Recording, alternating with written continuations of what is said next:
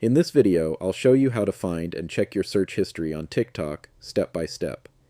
This can be really helpful if you searched for something earlier and want to find it again, but you don't remember exactly what you typed. Let's get started. First, open the TikTok app on your phone. Next, tap the profile icon in the bottom right corner of the screen to go to your profile page. Once you're on your profile, tap the three-line menu in the top right corner. From the menu that appears, select Settings and Privacy. On the Settings screen, tap Activity Center. Inside the Activity Center, look for and tap Search History. Here you'll be able to see accounts, hashtags, and topics you've searched for recently.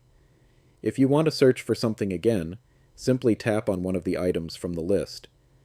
You may also see an option to clear your search history if you want to remove previous searches. And that's it. That's how you find your search history on TikTok. If this video helped you out, make sure to like the video and subscribe to the channel for more simple and helpful tutorials. Thanks for watching, and I'll see you in the next video.